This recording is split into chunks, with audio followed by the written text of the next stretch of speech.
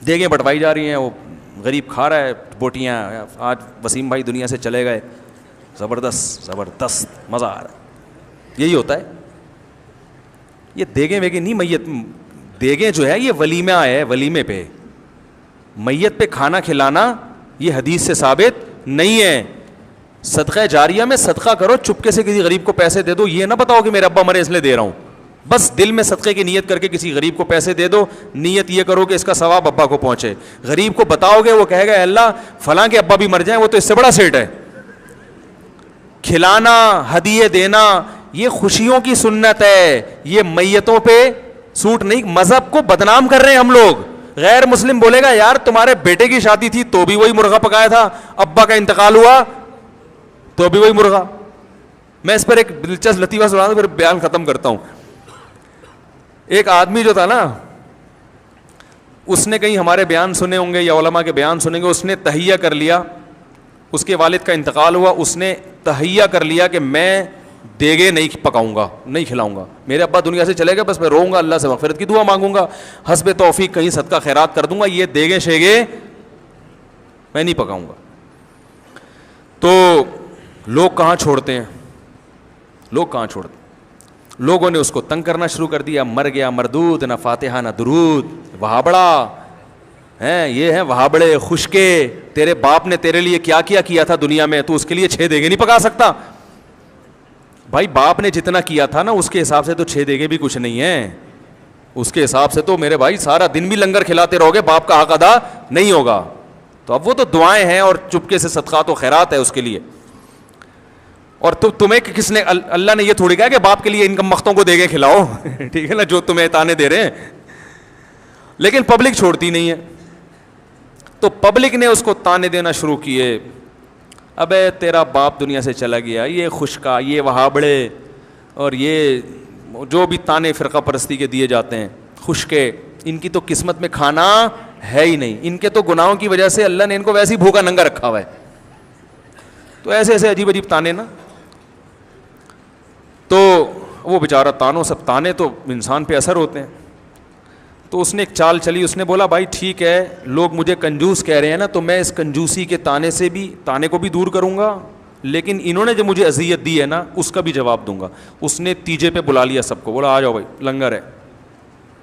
اب ہمارا تو اپنا اسٹائل ہے نا, پھر اس کا یہ والا اسٹائل نہیں تھا. اگر وہ مجھ سے پوچھ کے جاتا نا تو پھر اور زیادہ لوگوں کو ذلیل کر سکتا تھا وہ.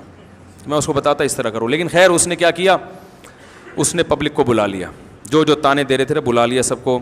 مرغے شرغے پکائے, بڑی لش پش قسم کی قورمہ بریانی پلیٹیں لوگوں کے سامنے رکھ دیں. اب لوگ ایک دم جیسے ہی کھانے کے لیے لوگوں نے نوالا ڈالا ہے نا برتن میں, وہ روٹی کا لقمہ اور بوٹیاں اٹھائی ہیں منہ کے قریب لے کر آئے, اس نے کہا ایک دم اسٹاپ, 1 سیکنڈ میری بات سن لیں. لوگوں نے کہا جلدی بتاؤ بھائی, میت کو عذاب ہو رہا ہے نا قبر میں. یہی جذبہ ہوگا لوگوں کا, میت کو کیا ہو رہا ہے, کچھ ایسا ہوا نہیں ہے میں اپنی طرف سے, لیکن جذبات یہی ہوتے ہیں لوگوں کے کہ بھائی میت کو کیا ہو رہا ہے, عذاب ہو رہا ہے, ہم یہ جب کھائیں گے تو وہ عذاب وہاں سے, یہی مطلب ہے نا کھلانے کا. اور کیا مطلب ہے کہ ہم جب کھائیں گے تو اس کو فائدہ ہوگا, تو یہ مطلب ہوا کہ ہم نہیں کھائیں گے آج ہم تو فائدہ نہیں ہوگا. تو لوگ پریشان کہ یار تیرے ابا عذاب قبر ہو رہا ہے اور تو ہمیں کھانے نہیں دے رہا. اس نے کہا 1 منٹ تھوڑا سا صبر کرو. لوگوں نے کہا کیا کہنے, بھائی مسئلہ یہ ہے کہ دیکھو میرے باپ کا انتقال ہو گیا, باپ سے کس کو محبت نہیں ہوتی, تو میرے منہ میں تو دال کا نوالا نہیں اتر رہا غم سے. جس کی میت ہوتی ہے نا بیچارہ دال نہیں کھا سکتا, میرے منہ میں تو دال کا نوالا نہیں اتر رہا غم سے, میری یہ شدت ہے. اور تم کمبختو میرے گھر میں مرغے کھانے کے لیے آ گئے ہو, تمہیں شرم نہیں آتی, چلو بسم اللہ کرو, چلو کھاؤ کھاؤ. لوگوں نے کہا کمبخت اب ہمیں کھانے کے قابل. دوبارہ سناتا ہوں دوبارہ. یہی ہوتا ہے جب آپ کسی کی میت پہ دیکھ پکائیں نا تو بالکل اسی طرح اسٹائل میں کہا کریں ان کو, بالکل یہی اسٹائل ہونا چاہیے. بلکہ ایک اور موقع پہ یہ اسٹائل ہونا چاہیے, وہ بھی میں بتا رہا ہوں. یہ پھر میں نے نسخہ ہر جگہ فٹ کیا ہے. تو اس نے کہا کہ بوٹیاں اس منہ کے قریب, ٹھیک ہے نا, بالکل منہ کے قریب ہے بوٹیاں, اور ابھی منہ میں ڈالنے والے ہیں. کہہ رہے ایک منٹ رکو. کہہ رہے بھائی کیا مسئلہ ہے, کہہ رہے بھائی مسئلہ یہ ہے کہ میرے باپ کا انتقال ہو گیا, غم سے میری حالت نڈھال, میرے گھر میں رونا دھونا چل رہا ہے, مجھ سے تو مسور کی دال بھی حلق میں نہیں اتر رہی, اور تم میرے گھر بیٹھ کے مرغے کھانے آ گئے ہو, تمہیں شرم نہیں آتی؟ چلو بسم اللہ کرو, کھاؤ.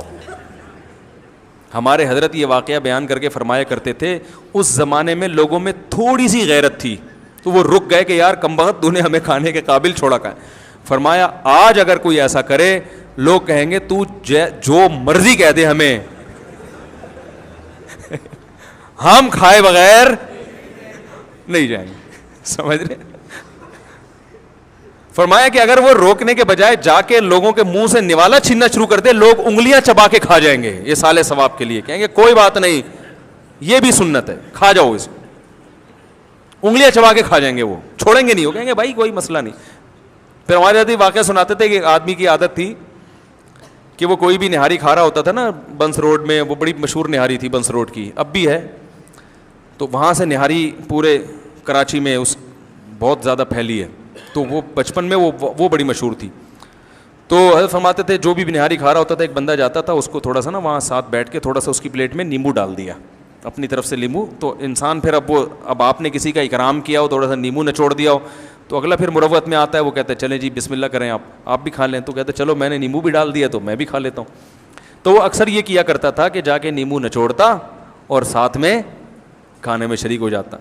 لوگ مروت میں شرم نے منع نہیں کر پاتے تھے. ایک دن ایک آدمی نے کہا اس کو میں تھپڑ لگاؤں گا نا, یہ میرے ساتھ ہی حرکت کرے گا.